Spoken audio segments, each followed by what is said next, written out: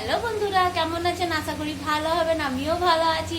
আজকে দুপুরে বানাচ্ছি এই যে ভাত চাপানো রয়েছে, ডাল সেদ্ধ হয়ে গেছে, আর দিয়ে ডালটা শুধু ছোপ মারবো, আর এইদিকে টমেটোর চাটনি। তারপরে দেখছি আর কি বানানো যায়, ঠিক না? আপনারা দেখতে থাকুন চাটনিটা কেমন বানায় কি করে।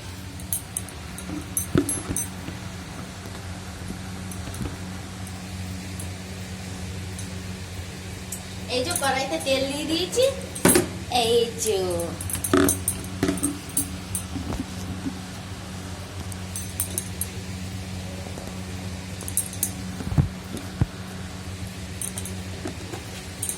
যে পাঁচফোড়ন দিয়ে দিচ্ছি।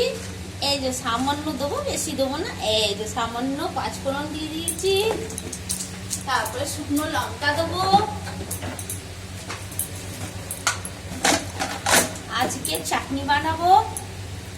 এই যে শুকনো লঙ্কা দিয়ে দিলাম একটা। আর শুকনো লঙ্কা নাই, আপনার দাদা ভাইকে বলবো এনে দিতে বাজার। এই কটা দিয়ে বাজার করায়নি, কারণ আমার মেয়ে আর কি মেয়ে দিয়েছিল ওই নাচ গান, ওর জন্য আর সময়ই পাইনি কি মানে বলবো আপনার দাদা ভাই কি হ্যাঁ এনে দাও বাজার বা কিছুই নেই। এই যে টমেটোটা তাড়াতাড়ি কেটে নি, কেন তেল একবারে গরম হয়ে গেছে। তেঁতুল দিই না কেন? তেঁতুল দিলে না, এখন তো টমেটোটা এত টক, সে কি বলবো।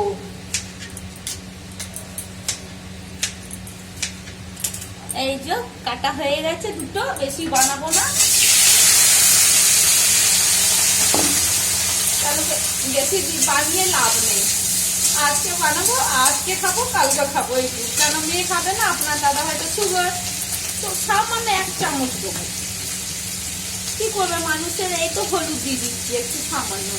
মানুষের সুগার থাক যা থাক খেতে তো ইচ্ছা করে, কিন্তু কিছু করার নেই, তাই 1 চামচ দেবো।